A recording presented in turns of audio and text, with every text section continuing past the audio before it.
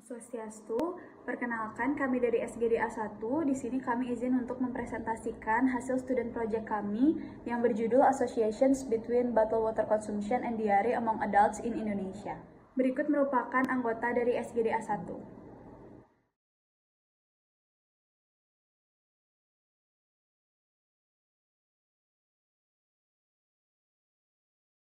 Perkenalkan, saya Nika Demi Permatasari dengan digit NIM 21025111073.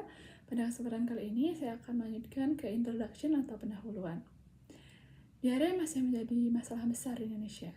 Berdasarkan data Riskesdas tahun 2018, prevalensi diare meningkat dari 7% pada tahun 2013 menjadi 8% pada tahun 2018. Diare adalah salah satu penyebab utama kematian di dunia, terutama di kalangan anak-anak dan lansia. Diare seringkali berhubungan dengan perilaku kebersihan, seperti tidak mencuci tangan dengan sabun dan perilaku buang air besar yang tidak baik. Meskipun terjadi peningkatan kesadaran terhadap perilaku kebersihan, masalah diare masih tetap menjadi tantangan besar, khususnya di beberapa wilayah di Indonesia, terutama di daerah-daerah yang memiliki keterbatasan terkait dengan akses air bersih. Hasil penelitian menunjukkan bahwa orang dewasa yang mengonsumsi air kemasan memiliki risiko lebih rendah mengalami diare dibandingkan mereka yang mengkonsumsi air minum dari sumber yang tidak layak. Selain itu, konsumsi air minum yang berasal dari isi ulang memiliki risiko yang lebih besar terhadap kejadian diare dibandingkan dengan mereka yang minum air kemasan. Hal ini menunjukkan bahwa pengolahan air minum isi ulang yang tidak tepat menjadi salah satu faktor risiko dari kejadian diare pada konsumen.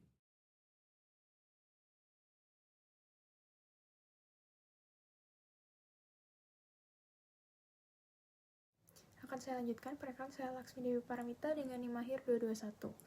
Penyakit atau kasus determinan yang dijelaskan pada jurnal ini ialah diare. Diare adalah masalah kesehatan masyarakat yang signifikan terutama di Indonesia dengan berbagai faktor yang mempengaruhi seperti kualitas air, sanitasi, perilaku individu, dan juga kondisi sosial ekonomi. Baik, akan saya lanjutkan. Diare dipengaruhi oleh berbagai faktor seperti kualitas air, sanitasi, perilaku, dan sosial ekonomi. Adapun beberapa penelitian yang menunjukkan bahwa daerah dengan sanitasi yang buruk dan air tercemar memiliki risiko diare lebih tinggi. Lalu, kebiasaan mencuci tangan dan penggunaan air minum kemasan juga penting dalam pencegahan diare itu. Nah, ada juga beberapa penelitian yang mengatakan bahwa keluarga dengan pendidikan rendah cenderung memiliki praktik kebersihan yang buruk sehingga dapat meningkatkan risiko dari diare. Lalu, upaya pemerintah dalam meningkatkan akses air bersih, sanitasi, dan edukasi untuk pencegahan ini sangat diperlukan untuk meminimalisir angka kejadian dari diare. Sekian dari saya, terima kasih. Perkenalkan, saya Devi dengan 3 digit NIM terakhir 063. Jadi perubahan iklim secara signifikan meningkatkan risiko penyakit diare, terutama di negara tropis seperti Indonesia. Salah satu mekanisme utamanya adalah peningkatan suhu global yang mempercepat pertumbuhan patogen dalam air seperti Escherichia coli dan Vibrio cholera, yaitu penyebab umum diare. Suhu yang lebih tinggi juga mempercepat pembusukan bahan organik dalam air dan meningkatkan risiko kontaminasi air yang digunakan untuk minum dan memasak. Selain itu, perubahan pola curah hujan mempengaruhi ketersediaan air bersih. Banjir lebih sering terjadi mencemari sumber air dengan limbah dari sistem sanitasi yang tidak memadai. Sedangkan kekeringan berkepanjangan mengurangi akses terhadap air bersih dan memaksa masyarakat menggunakan air yang belum diolah yang meningkatkan paparan patogen. Kondisi ini diperparah oleh praktik sanitasi yang menurun selama kekurangan air. Di Indonesia, daerah yang tidak memiliki akses memadai terhadap air bersih dan fasilitas sanitasi memiliki insiden diare yang lebih tinggi.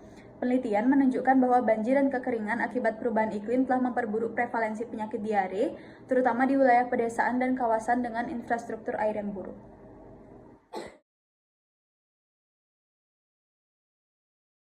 Saya izin melanjutkan. Sebelumnya perkenalkan saya Cecilia Ginting dengan NIM akhir 186. Seperti yang dijelaskan dalam penelitian ini, riwayat alamiah diare itu mengikuti pola umum yang terkait dengan penyakit menular yang disebabkan oleh buruknya kualitas air dan juga sanitasi. Diare ini dapat bersifat akut dan juga kronis tergantung pada durasinya. Penyakit ini menjadi beban global yang mana menyebabkan sekitar 1,6 juta kematian di setiap tahunnya, terutama di kalangan populasi yang rentan seperti anak-anak di bawah 5 tahun dan juga orang tua. Dalam konteks Indonesia, penyakit diare tersebar luas dengan prevalensi yang dilaporkan itu sebesar 8% pada tahun 2018. air yang tidak aman seperti mata air yang tidak terlindungi dan juga air minum isi ulang yang tidak diolah memberikan kontribusi yang signifikan terhadap kejadian diare. Menurut penelitian tersebut, individu yang mengkonsumsi air minum dalam kemasan itu memiliki resiko diare yang lebih rendah dibanding dengan individu yang menggunakan sumber air isi ulang atau tidak dilindungi, yang menyoroti peran kualitas air dalam sejarah alamiah penyakit ini. Mungkin sekian dari saya, terima kasih. Perkenalkan, saya Angjun Pratunglase dengan NIM 21025111041. Di sini saya akan menjelaskan apakah diare merupakan salah satu penyakit akibat kerja. Sebelumnya, kita ketahui bersama bahwa penyakit akibat kerja itu merupakan penyakit yang berkaitan dengan aktivitas pekerjaan atau industri tertentu. Nah, diare sendiri itu diakibatkan biasanya oleh penggunaan air bersih yang telah terkontaminasi dan juga pengelolaan sanitasi yang buruk. Biasanya dipengaruhi oleh beberapa faktor seperti perilaku hygiene yang buruk, kondisi lingkungan yang tidak bersih, serta adanya faktor perilaku seseorang.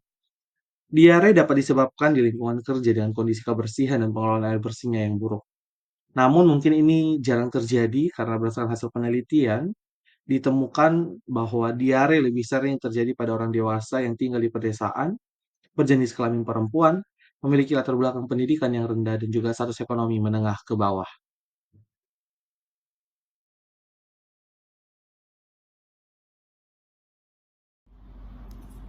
Baik, saya izin melanjutkan. Sebelumnya perkenalkan, saya Gendari Naldiwa Sanjaya dengan NIM akhir 160. Di sini saya izin melanjutkan untuk soal yang keempat, yaitu note the size and number presented in this journal. Give example of each number type and how to calculate and their interpretation. Jadi pada sebuah jurnal itu pada umumnya disajikan beberapa angka yang memiliki fungsi dan juga interpretasi yang berbeda. Nah, seperti contohnya itu adalah min yang memiliki arti ini sebagai nilai rata-rata, median yang memiliki arti sebagai nilai tengah, dan juga modus yang memiliki arti sebagai nilai terbanyak ketika sampel itu sudah diurut. Nah, adapun nilai lain seperti statistik inferensial, misalnya itu adalah interval kepercayaan atau confidence interval atau biasa disingkat CI. Itu adalah suatu interval yang memberikan rentang di mana parameter populasi kemungkinan besar itu berada. Misalnya CI atau confidence interval 95% itu menunjukkan bahwa kita yakin 95% nilai sebenarnya berada pada interval atau rentang tersebut. Adapun nilai lain seperti ukuran sampel itu penting karena semakin besar sampel maka semakin andal estimasi statistiknya. Kemudian odds ratio yang mana ini memiliki interpretasi jika nilai odds ratio atau OR-nya itu lebih besar dari 1, itu menunjukkan bahwa exposure meningkatkan peluang kejadian, sedangkan kalau misalnya odds ratio-nya itu di bawah 1 maka exposure itu mengurangi peluang kejadian. Bisa di next slide. Kemudian pada artikel yang disajikan pada student project kali ini itu didapatkan analisis regresi terkait faktor atau kovarian dari air minum dalam kemasan dan juga diare, di mana dari hal tersebut dianalisis didapatkan dua hasil yang signifikan. Yang mana pertama, untuk perbandingan antara diare dan juga tidak diare pada orang-orang yang mengkonsumsi air kemasan dalam botol itu didapatkan untuk nilai sampel, jumlah sampelnya itu sebesar 31.610 dengan nilai odds ratio itu 1,204 dan juga nilai confidence intervalnya itu berada di interval 1,200 sampai dengan 1,207, yang mana ini menunjukkan bahwa konsumsi air minum dalam kemasan meningkatkan peluang tidak mengalami diare sebesar 20,4% dan hasilnya signifikan pada tingkat 5% dengan confidence intervalnya itu berada di angka 20% sampai 20,7%. Kemudian untuk yang kedua, untuk analisis gejala diare versus diare itu dengan total sampel itu 1835 subjek dengan odds ratio 1,445 dan juga confidence interval berada pada rentang 1,438 sampai 1,452, yang mana hasil ini menunjukkan adanya gejala diare berhubungan dengan peningkatan peluang diare sebesar 44,5% dan juga signifikan pada tingkat 5%. Kemudian dengan nilai confidence interval 95% itu berarti Peluangnya itu berada di antara 43,8 sampai 45,2% intervalnya. Nah, dari kedua hasil ini menunjukkan bahwa konsumsi air minum dalam kemasan itu memiliki dampak positif dalam mengurangi risiko diare. Kemudian didapatkan hasil juga bahwa kualitas air kemasan dalam hal ini itu adalah air kemasan dalam botol itu sangat mempengaruhi insiden diare di masyarakat, mengingat tingginya jumlah konsumsi air dalam kemasan di Indonesia. Baik, mungkin sekian yang dapat saya sampaikan. Saya akan dilanjutkan oleh rekan saya. Terima kasih.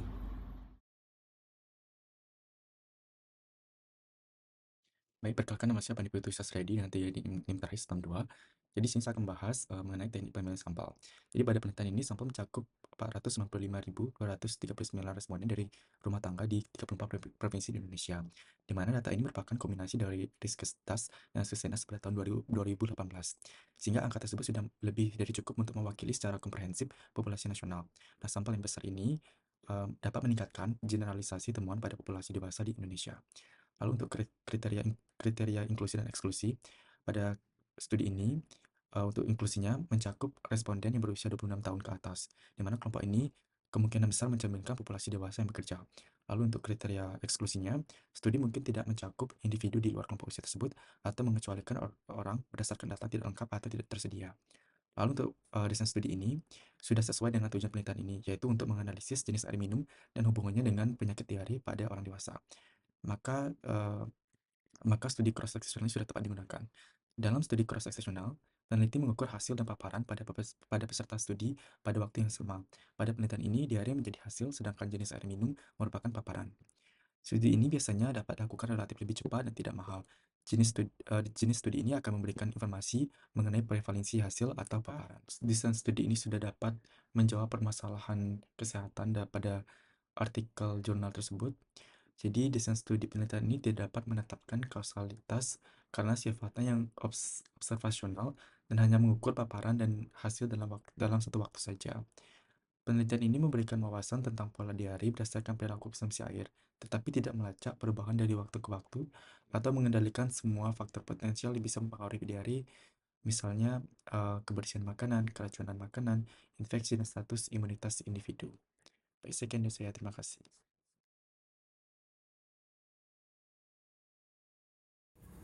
Baik, perkenalkan nama saya Nima Dewi Prastia Putri dengan 3 digit NIM akhir 190.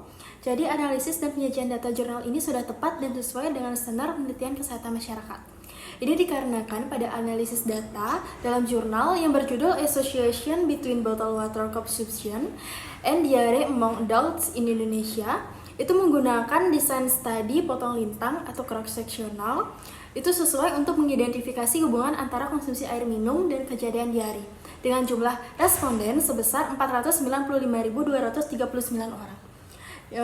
Pada jurnal ini menggunakan regresi logistik multinominal untuk memodelkan variabel dependen dengan kategori tidak diare, gejala diare, dan diare. Kemudian penggunaan OR dan CI itu memperjelas hubungan antara variabel independen dan dependen. Baik, untuk penyajian data pada jurnal ini menggunakan variabel independen, yaitu sumber air minum, perilaku sanitasi, faktor ekonomi sosial. Kemudian untuk variabel dependennya itu kejadian diare. Kemudian untuk hasil disajikan dengan tabel yang merangkum prevalensi diare berdasarkan karakteristik demografi dan faktor lingkungan. Untuk temuan utamanya terdapat konsumsi air minum dalam kemasan terkait dengan resiko diare lebih rendah. Kemudian ditemukan juga analisis yang kuat dan transparan. Untuk keterbatasan yaitu adanya data laporan subjektif atau self-reported. Kemudian keterbatasan desain potong lintang dalam menyimpulkan hubungan sebab akibat. Mungkin sekian dari saya, selanjutnya akan lanjutkan oleh rekan saya. Terima kasih.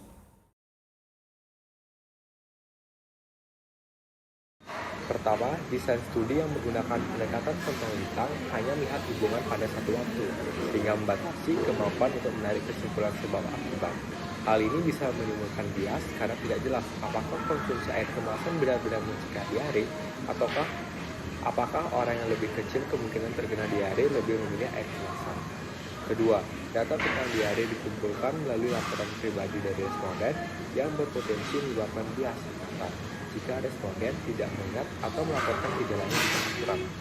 Selain itu, meskipun studi ini sudah mengendalikan beberapa variabel, masih ada faktor pengganggu lain seperti pola makan dan kebiasaan kebersihan yang mungkin tidak terukur yang dapat mempengaruhi hasil seleksi juga mungkin terjadi karena orang yang lebih peduli terhadap kesehatan mungkin lebih memilih minum air kemasan sehingga hasil penelitian ini bisa menjadi tidak representatif. Terakhir, perbedaan akses terhadap air bersih di berbagai wilayah di Indonesia juga dapat mempengaruhi hasil studi, terutama perbedaan ini tidak sepenuhnya diperlukan.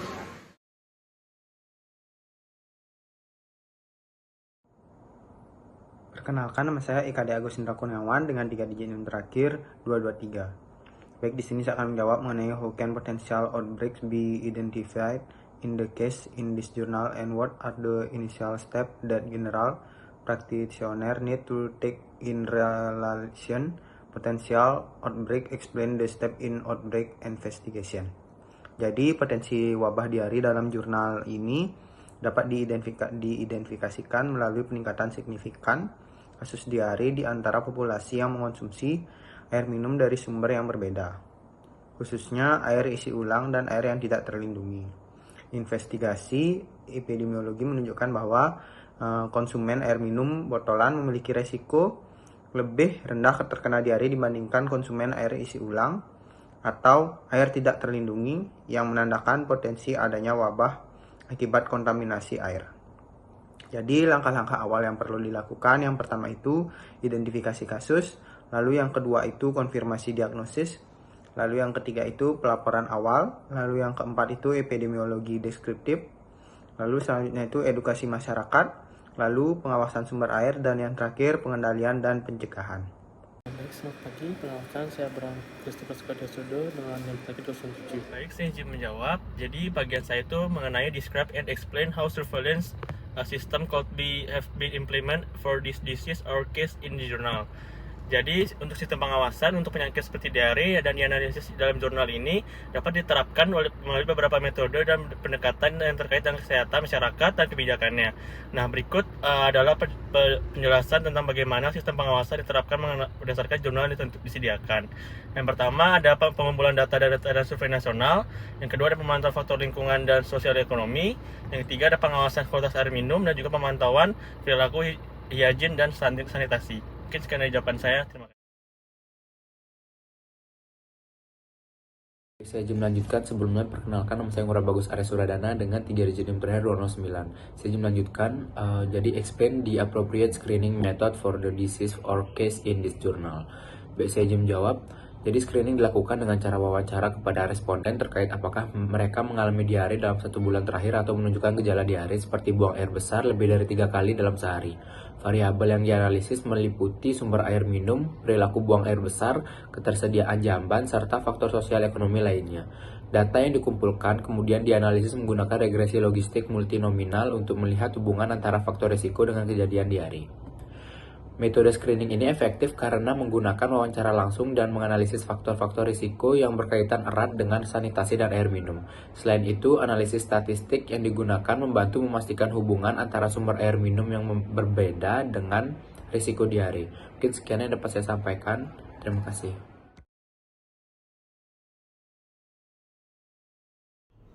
Baik, sebelumnya perkenalkan nama saya Niwayan Julia Maharani Dewdika dengan 3 digit NIM terakhir 244, izin untuk melanjutkan. Jadi, adapun relevansi jurnal ini dengan upaya pencegahan dan pengendalian penyakit di masyarakat. Yang pertama, ada hubungannya antara konsumsi air minum kemasan dengan diare, di mana artikel ini menekankan pentingnya konsumsi air minum kemasan sebagai strategi efektif untuk mengurangi prevalensi diare yang sering dipicu oleh buruknya akses terhadap air minum yang aman. Yang kedua, pentingnya pendekatan partisipatif dalam pencegahan diare, di mana pendekatan partisipatif yang melibatkan masyarakat dalam diskusi tentang kebiasaan konsumsi air dan praktik kebersihan dapat mengurangi risiko diare di Indonesia. Dan yang terakhir, adapun peran strategi konsumsi air minum kemasan dalam kesehatan masyarakat, di mana artikel ini tidak hanya menyoroti hubungan antara konsumsi air minum kemasan dengan diare, tetapi juga mendorong strategi kesehatan masyarakat yang lebih luas dan efektif. Dengan mengintegrasikan edukasi tentang praktik minum yang aman ke dalam program berbasis masyarakat, pendekatan ini dapat meningkatkan ketahanan masyarakat terhadap berbagai ancaman kesehatan, menciptakan solusi yang lebih holistik dan berkelanjutan untuk Indonesia. Baik, sekian presentasi dari kami. Mohon maaf apabila terdapat kesalahan. Terima kasih. Om Santi Santi Santi Om.